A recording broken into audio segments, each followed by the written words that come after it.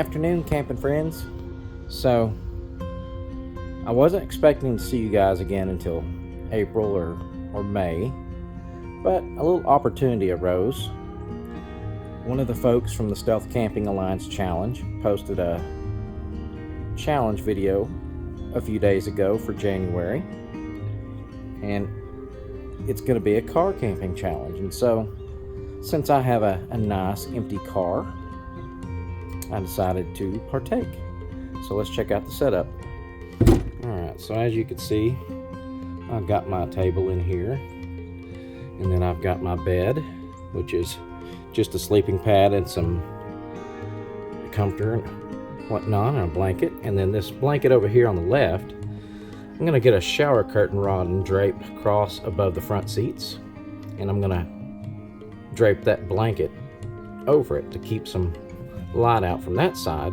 And then on the sides and on the back, I'm going to get some foam board and put up on the windows. So yeah, going to be a neat little setup. So I probably won't be cooking on this trip because it's going to be in a car, but I am going to run to Eastland first before I go to the area I'm going to be camping at and get a few things and grab dinner. But real quick, let me introduce you to my friend. You might have remember me mentioning her in my last video. What are you doing, Big Birdie? Say hello to the turkey. What are you doing, Big Bird? So yeah, she's my friend. Alright, I'm gonna hit the road. Alright, quick update. Went to Walmart, got all that. As you can see, I got the shower curtain rod already up there. I just gotta drape the blanket down over it once I get to the spot. Got the poster board, and hopefully when I get there I've got enough daylight left that I can do all that and show y'all. And also do some other filming. I've got a couple more stops here in town, and then I'll be headed that way. I'm super excited because it's been a long time since I did a stealth camping video, and it's been too long since I've done a Stealth Camping Alliance challenge. But this one will be awesome. It'll be really awesome. The weather is weird. So this is the second weekend of January in north central Texas. Usually by this time of the year it's been in the 30s and lower a good bit of the time. This year, on the other hand, we've only had just a handful of nights where it got down below 40, and we've had anywhere from mid 80s to, I think the coldest during the day so far I've seen it has been like maybe 30, but that's only been a couple times. So I don't know what's going on with this weather. It's really weird. All of my tinfoil hat wearing friends out there would say that the weather's being manipulated, maybe. Who knows? You just never know. But anyway, I'm going to make these last two stops, and I will head on out to the spot, and we'll see how things are going there.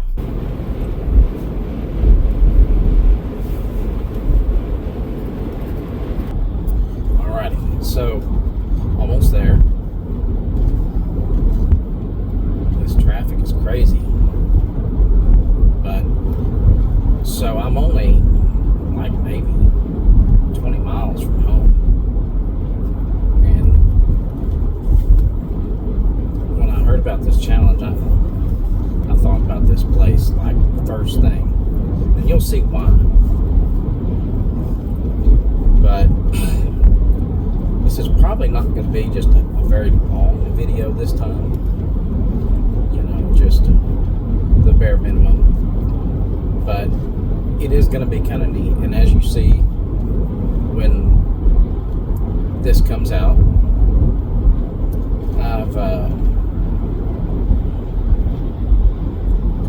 got some neat ideas for the video as far as editing and production goes.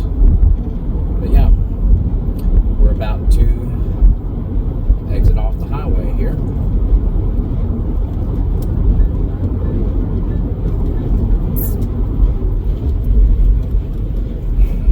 We'll check this place out. Alright guys, so here we are. This is the Eastland County Safety Rest Area on the eastbound highway. And this is home for the night. Let's go check it out. As you can see, got some nice mountainous area right here and some good woods. I bet you could really stealth camp in there.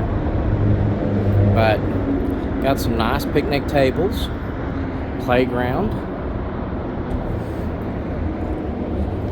and then this is the main building that's got vending machines and restrooms, of course. Yeah, it's a very neat place.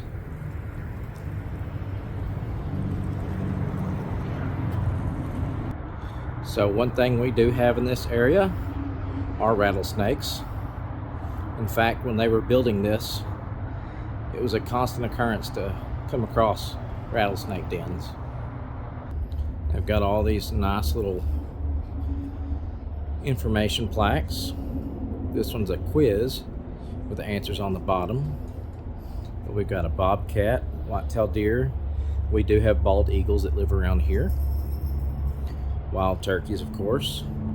Horned toads, coyotes, and hawks. And then I'm not sure what, oh, it's a mockingbird, state bird of Texas. A little bit of the history of this place. There's not a whole lot of water in this part of the country, and so they just kind of have to collect rain also. Alright, so here we are inside. All kinds of nifty decorations and information. More information about the horned toad. And this is actually about Old Rip.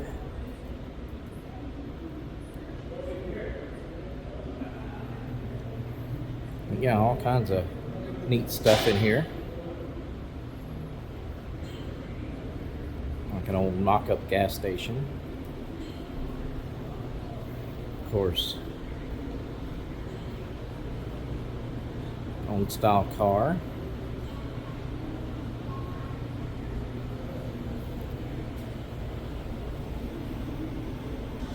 Yeah, pretty neat place.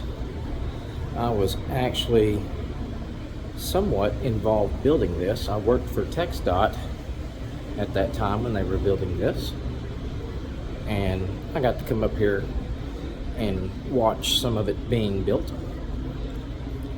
But it was definitely a long and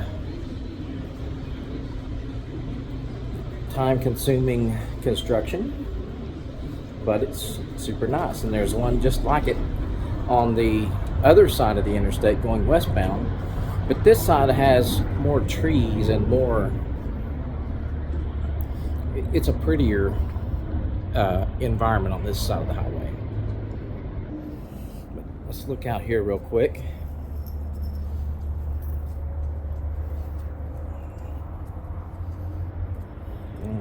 More picnic tables, and then this is the truck parking, and on the other side of the fence over there is somebody's RV. But yeah. Alright, so I'm going to head back to the car, and then we're going to relocate to the truck parking side, and that's where we will have our camp out, because there's way too many people on this side, and I can tell you it's probably going to be busy here, and I just want to be out of sight, out of mind. All right, so I'm going to go get the car set up, and I'll show you guys how that turns out.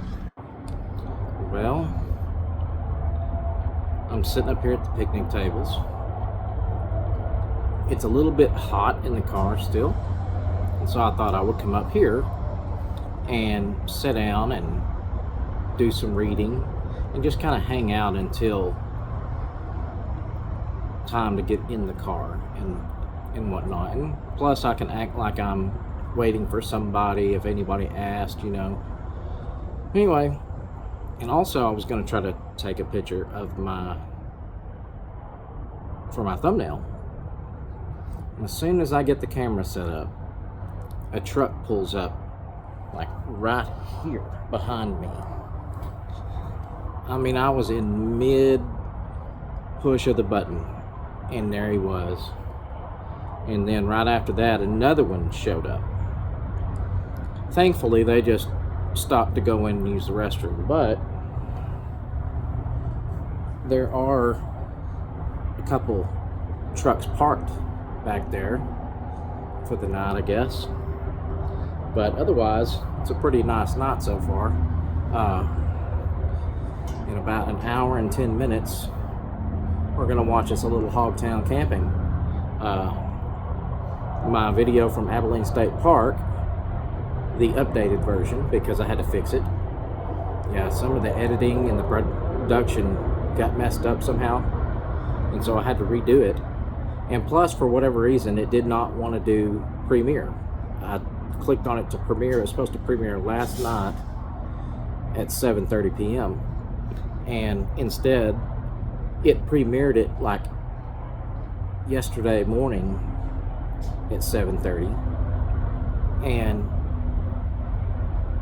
I immediately changed it and thought I had changed it to Premiere. Instead, it just changed it to scheduled, so it just dropped. It didn't premiere and whatnot, and I like to interact with people watching and whatnot. So the new version of the video drops tonight at 8 o'clock Central, and I'm gonna watch it while I'm making another video. So anyway, right now, like I say, it's nice.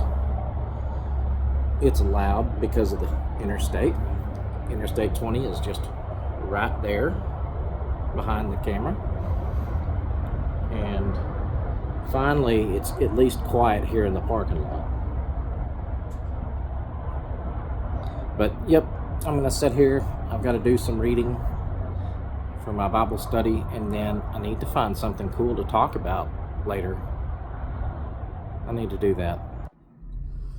Alright guys, well, we're in the car. I'm probably going to hang out in here the rest of the evening. Besides, if I leave, some of these poster boards will fall. Let me show you these things. Alright, so as you can see, I've just pretty much got them wedged in there. I bought some blue painter's tape thinking that would be good. There's the blanket. I thought that painter's tape would be okay, you know, it wouldn't leave a mark. It won't even stick to the plastic molding right there. But yeah, and then this one back here, it's wedged up in there, but yeah, there's a tad bit of a gap. Next time I will cut those suckers to fit. But yeah, so still have some time till the video comes on. I'm gonna work on my Bible study, and like I said, try to find a little story to tell. And then I'm probably gonna go to bed a little early. The lake is sort of separate from the main. Hogtown Camping is watching Hogtown Camping. Drive down the road a ways to get to the lake. Well, guys, I thought I was alone. Look at this. As you can see, my car now has a neighbor. So I kind of lied to y'all. I said I wasn't going to come out of the car anymore tonight, but I have got to go to the restroom.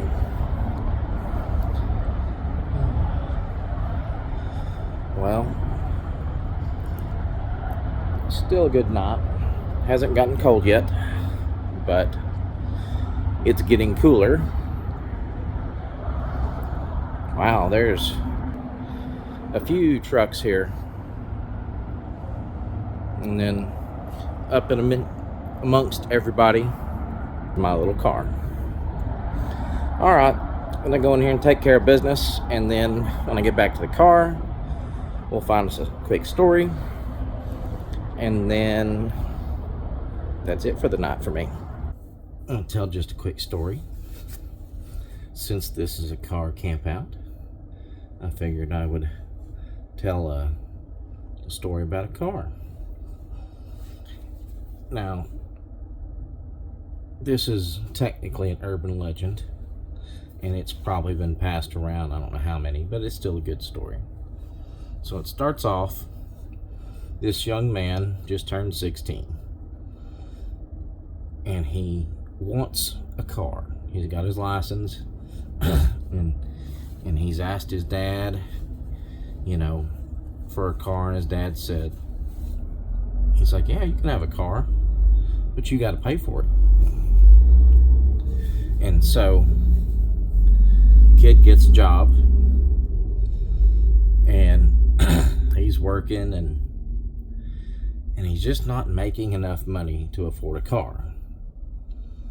So one day, and this is years ago when people actually still read the newspaper, one day he sees an ad in the newspaper, said classic car for sale, only one owner, cheap. And so he figures it's probably some kind of junker, and he initially disregards the listing, but he just keeps thinking about it, and finally he decides to check it out. So he calls the person, and it's this older woman, and she tells him, about the car, and assures him that it's a beautiful car, it's in great condition, for its age, and she gives him a price, and it's like a steal. And so the kid can't believe it. He tells his dad, and his dad's like, yeah, that sounds too good to be true. But the kid decides to check it out anyway. So he goes, and he meets up with the lady at her house, and she takes him into the garage, and sure enough, there's this beautiful car. And it's always something different, in some it's an old Chevy Bel Air, and some it's a Mustang, whatever, but it's this beautiful classic car sitting there just perfect. And he notices, he starts looking around at it, and it's perfect, and he's just like, sure. He's like, I'll take it. And so he gives the lady what she asked, and he gets in the car, and he notices that it's got a really strong smell to it, but it's initially like a air freshener, very strong. And so he drives it for a week or so, and he notices that as that smell fades, he starts noticing something else, and it keeps getting stronger and stronger, and before he knows it, the smell is so strong that he can hardly drive the car. I mean, it's just overwhelming. And so he talks to his dad. His dad gets in there and he said, "That is horrible." He's like, that smells like death. And so the kid decides to take it to a mechanic to see if maybe there's a dead animal up inside the car somewhere. Mechanic,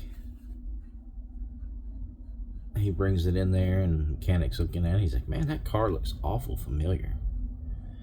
And he says, "I feel like I've seen it before." And he's like, "Where'd you get it?" So the kid tells him. And the mechanic just has this look on his face like, "Oh no." The kid's like, "What's wrong? You know the car?" He's like, "Oh, I know the car all right." And he said, "There's the lady that sold it to you. About a year ago, she went out of town to visit her mother. Her mother's elderly, in a nursing home, out of state. And while she was gone, her husband, who loved the car, it was his pride and joy. He had some bad luck at work. And he knew that with his age, he couldn't get another job. And he didn't want his wife to suffer. And so, while she was gone, he went out to the garage. He hooked a hose up to the exhaust pipe, ran it through the window, got in, turned the car on, and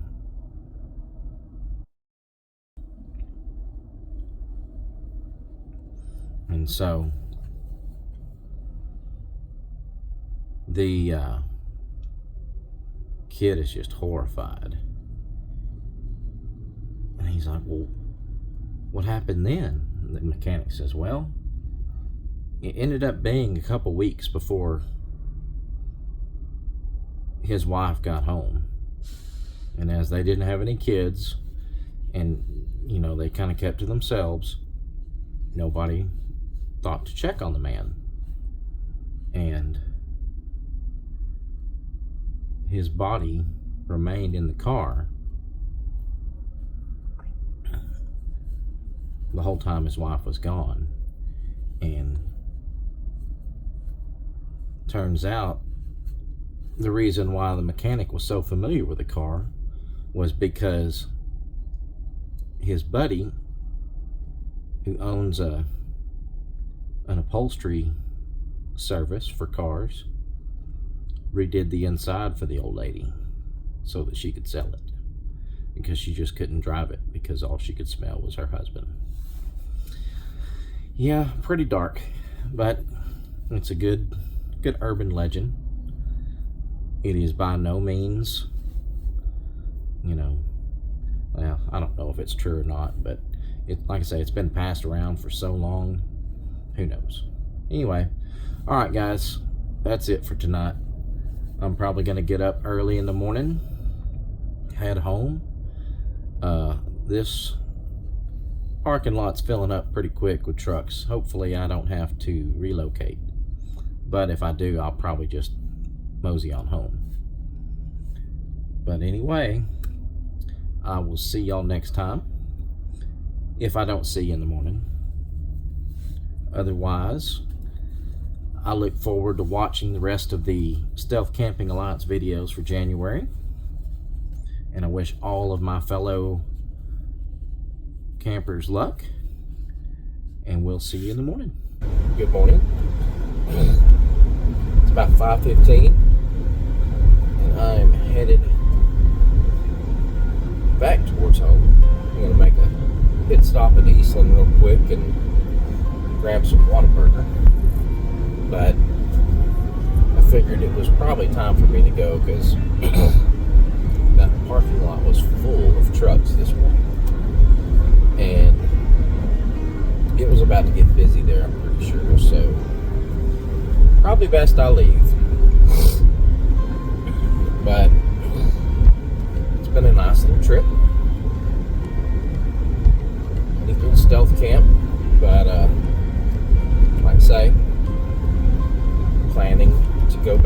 to a state park anywhere between the end of March to the 1st of May. So in that time frame, we'll see. In between then, we'll see what the Stealth Camping Alliance has. Maybe they'll have some more challenges that are easy and will work with my schedule. But until then, I appreciate everybody watching. Like and subscribe if you feel inclined. If you really feel inclined, check out my store. Grab a t-shirt. But, alright, until then, I will see you guys down the road. And in the meantime, always be camping.